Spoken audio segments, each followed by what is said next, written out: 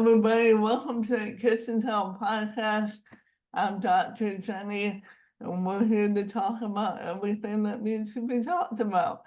And we're going to do so unapologetically today. And today we have a guest, Jeremy. Jeremy, introduce yourself. Thank you, Dr. Jenny. Yes, it's a pleasure to be here. So my name is Jeremy Stockdale. I run a company called YLead, and I've been doing so for about 3.5 years now. My first career was spent in banking. I worked for Barclays for 27 years. And my real passion was not really banking, if I'm honest. It was leadership. And so when I left the organization, I wanted to help more leaders lead with sort of purpose and humanity and compassion. And my real focus now is on my main purpose, I guess, is creating gender equity. And it's not because I made a complete pivot from leadership. I fundamentally believe if we had more female leaders, but also more leaders generally, operating with not just those overtly masculine traits that all leaders are taught, but also balancing that with feminine traits, I just think the world would be a better place. And I think gender equity will just benefit everyone. Yeah. So yeah, that's a bit about what I do. Yeah, and part of the reason Jeremy's here today with me is we met on LinkedIn because he has a wonderful thing that he does once a week called Smashing the Patriarchy.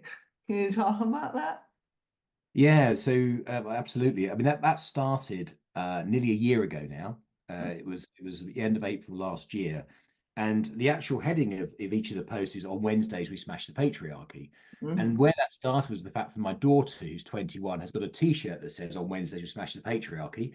And we'd always talked about it. We often talked about kind of feminist type issues.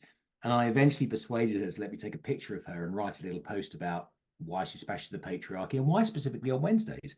And so that's what I did. And then it got a very good reaction. So the following week, I wrote about how the patriarchy is damaging for women. The following week, I talked about how it's damaging for men and boys. And it just kind of carried on from there. So I started writing about more of the things I was learning. I wrote about some of the books I'd read. And over the last year, it's got an increasing following. And every time I write a post, two things happen. First of all, I learn loads from reading people's comments and responses and some of the challenges I get. But also, I've just met some amazing people that I would never have met. And that's how you and I met, because you commented on my posts and when we connected. And now here we are doing a podcast with a time difference of about 5 hours. And I think that's a beautiful thing. So, yeah, the posts have been a real value to me, and I hope they're useful for other people too. What do you find is the most difficulty in the dialogue when you're talking with a LinkedIn group?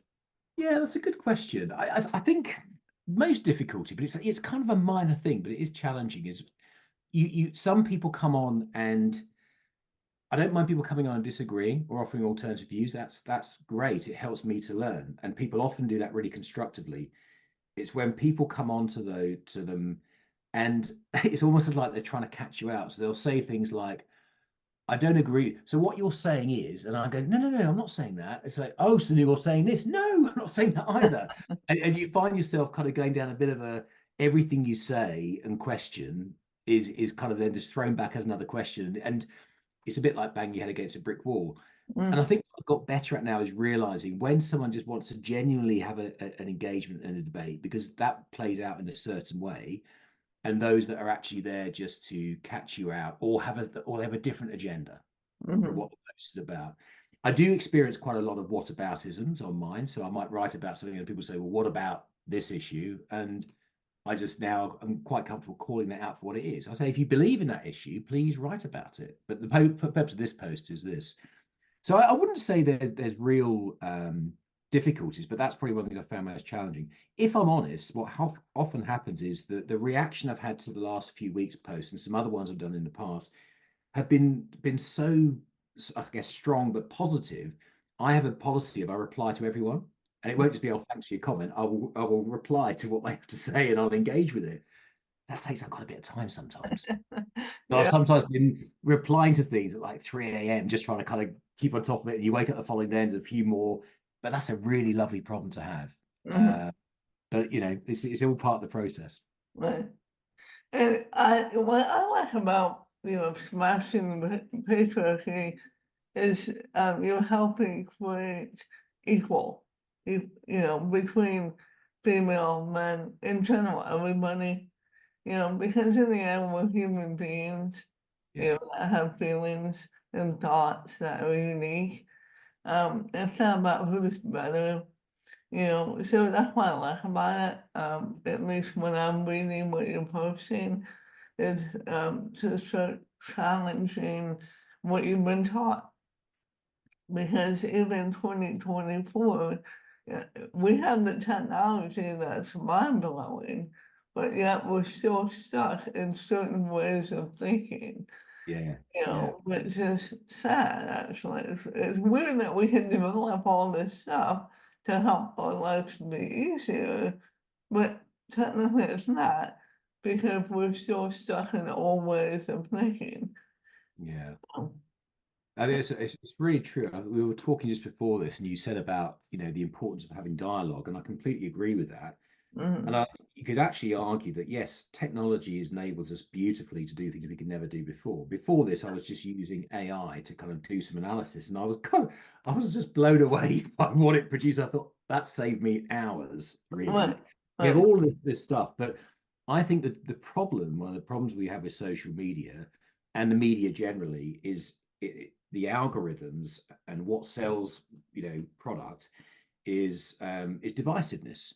So if mhm, you divide people into sides, so they then have an argument and get more and more entrenched, that helps to kind of keep the momentum going. And of course, it's so destructive. And I think that things like social media are having such a negative impact on democracy because most of the things I talk about are incredibly nuanced. We're right, talking hundreds of years of oppression, not just kind of a few little things that go on.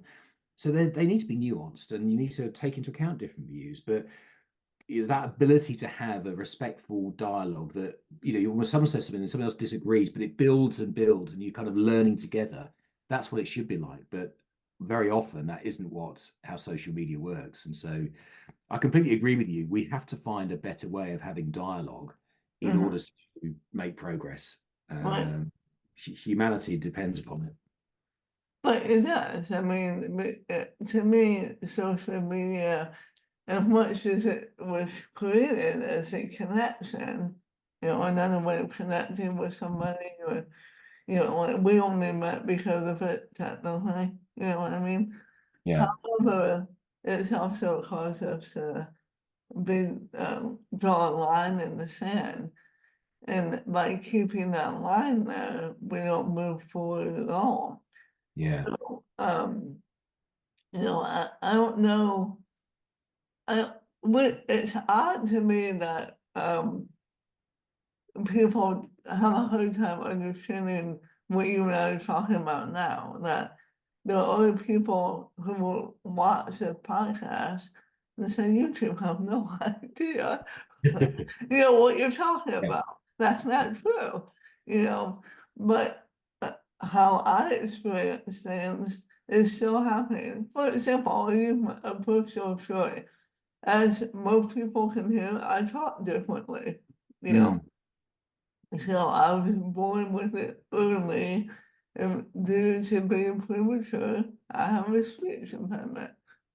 And even though people learn that I have my PhD and all that, they still cannot look past the fact I have yeah, a speech impediment.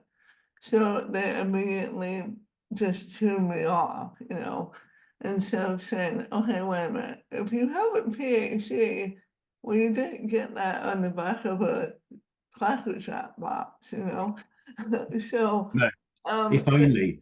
well, I know everybody Yeah, would have be more, brilliant, wouldn't it? Yeah, like, so, but they don't take the time to look past what they're seeing. mm, They just make that assumption.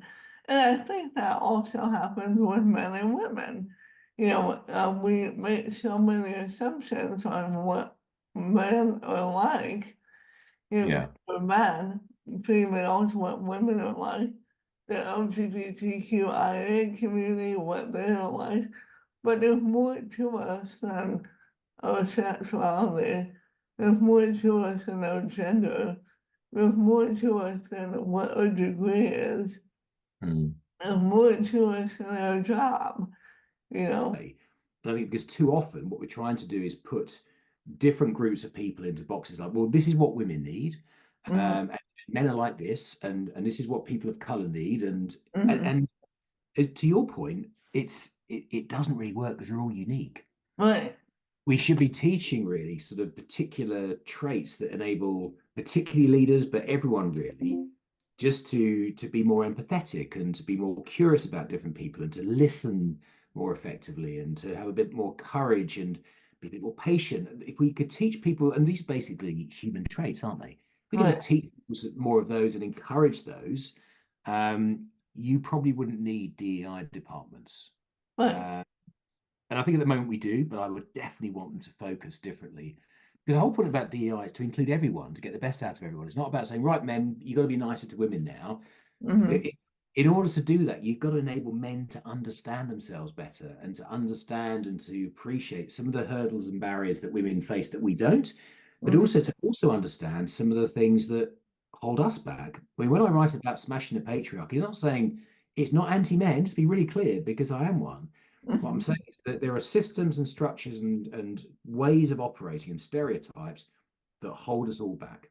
It mhm. doesn't matter what your gender expression is, it holds us all back. It certainly affects a very large group of people, women in particular, in certain ways, but it impacts men in different ways. And then you've got non-binary people who are impacted in a whole multitude of ways as well. So that's what we should be addressing. We definitely need a different approach, a different way of looking at these things. Yeah. Yeah, and back to what we were saying about dialogue, is having the conversation. I mean, like the saying is, we're born with two ears and one mouth. So that means we should be listening more. You know, but learning to listen and really hear a person is difficulty because difficult in general. Not because it's hard to do, but when are you taught how to do that? Who Mm, teaches us to listen and not be selfish, you know? mm. So, Uh, yeah. you often hear this, don't you? You often hear people say about how important it is to listen, how important it is for a leader, and the importance of listening skills. But you're right; it's all very well saying the words, but who's teaching us that? And in an environment where certainly most corporate environments are just Mhm. highly competitive, Right. internally competitive, and then if you're in most environments, you're kind of in competition for airtime to have your point heard, to so all of those challenges are there. And I think when I first started to really work on my own listening skills. Because I was kind of make jokes, say, "Oh, I'm not a very good listener," but almost kind of put it out, but no make no effort about it. It was like almost like a badge of honor. Oh, I'm not a very good listener, Just but I ran a program for a company back in 2022 on inclusive leadership, and one of the areas we looked at when we looked at the area around compassion, it was about the importance of listening and Mhm. how we listen through filters. And of course, as I was going through these filters, I realized there were five altogether, and I realized I use them all. Mhm. Uh, one I use the most is the response filter, where so when someone is speaking, I'm thinking about, oh, how am I going to respond to this? Or I might be the other one I tend to use quite a lot is the impatience one, which is when you kind of, oh, can we just get to the point? What are you trying to say here? Right. And by realizing that, and then trying to be more aware and check myself and stop myself from interrupting, and particularly man-interrupting, I suddenly realized I would hear absolute gold from people. I Mhm. hear really insightful things. And just at the point that you think someone is going to stop talking or they're expecting you to chip in, when you don't and you just keep listening, they might talk some more and then to reveal something even more interesting and insightful. I still have to do it. I still have to check myself and hold myself back because it's such a learned behavior over 5 decades. Mhm. You're absolutely right. Because I've had a little bit of learning that I got from teaching it to others, do as I say, not as I do. But then I adopted it myself. Right. It's been really phenomenal for me. It's been really helpful. And so yeah, these are quite human things that anyone can learn.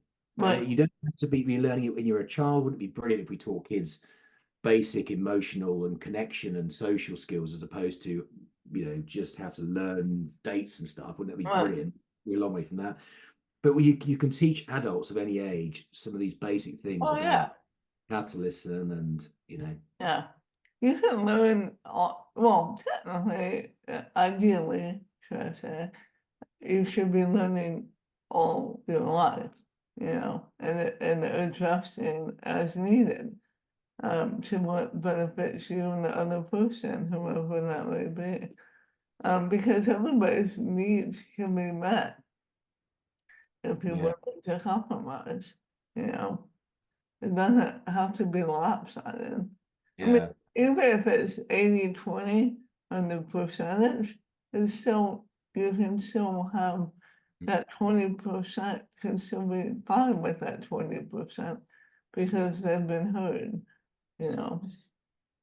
So, yeah, but it is a difficult thing to teach too, because you have to want to learn it. I always associated learning with kind of education and certificates. So I, did I got educated at school, then I got a degree, then Mhm, I did banking exams, and then I decided to do an MBA.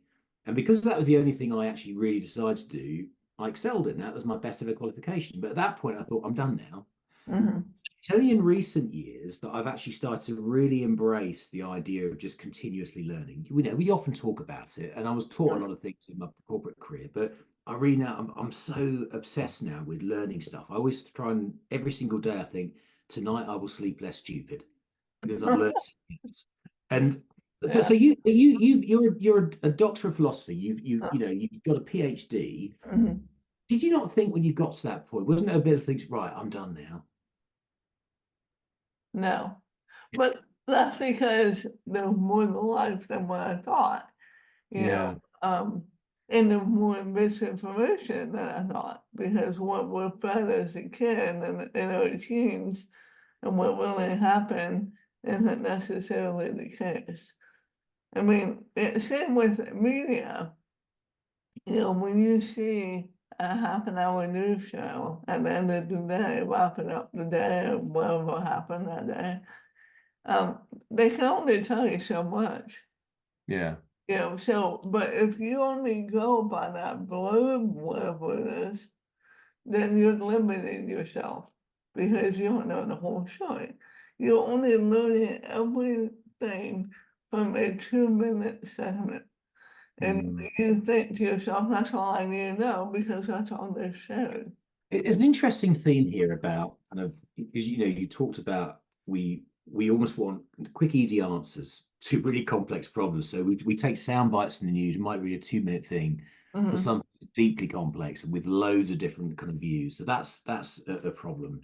And this is one of the big things for me. We need to stop being so impatient.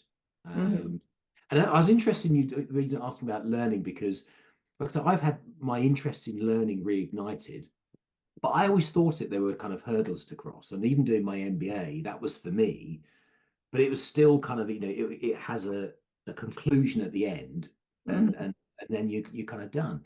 And what I see with a lot of people I work with, and I was the same really, is you get to a point of relative success, and you do think you're done learning. It's like, well, I'm now a leader. I've been successful.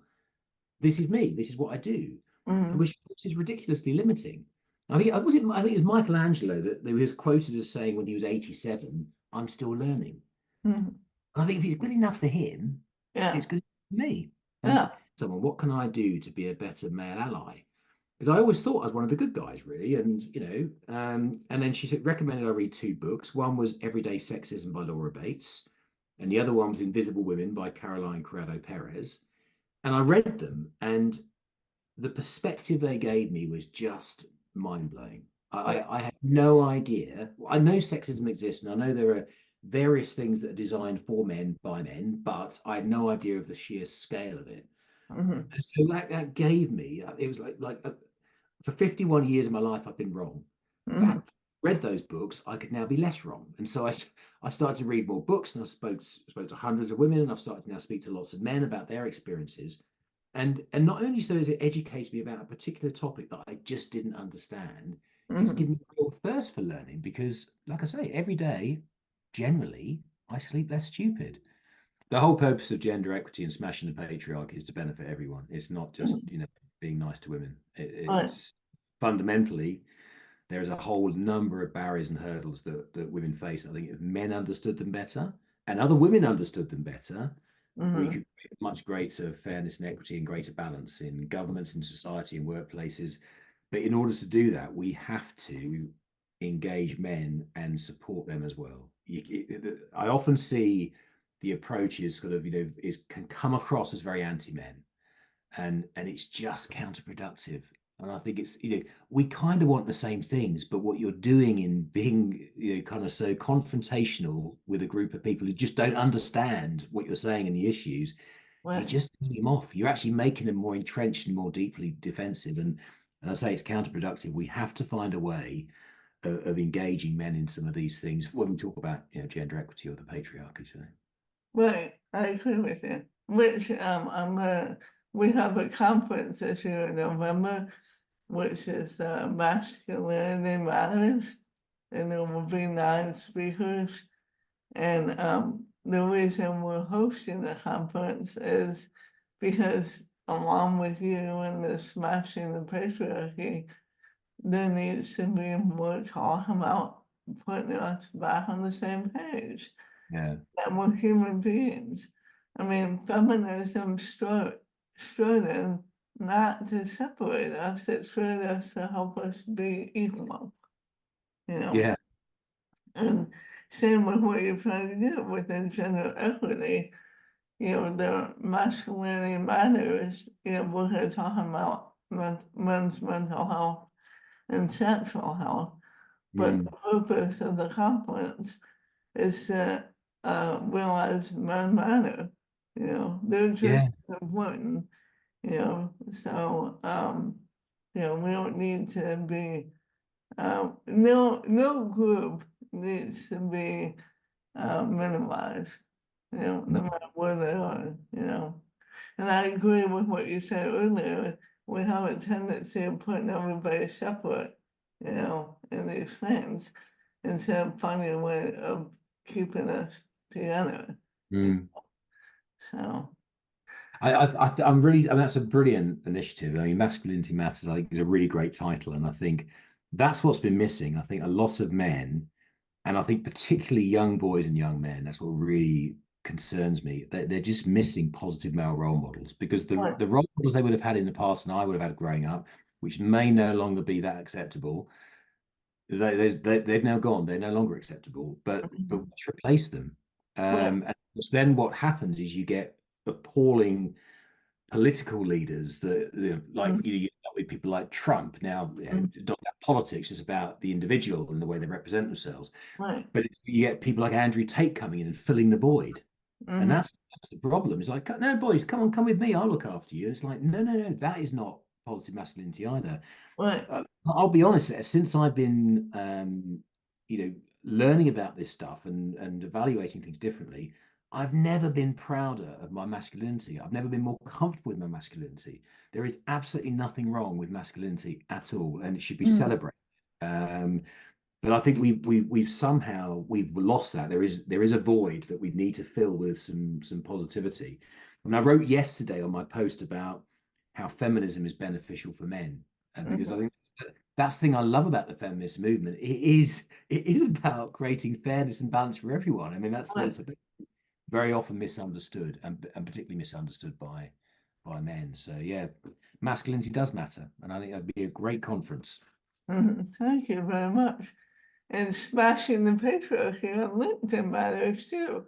Thank you for joining. I appreciate it. It's been a real pleasure, Dr. Jenny. Look forward to talking to you again. Thank you.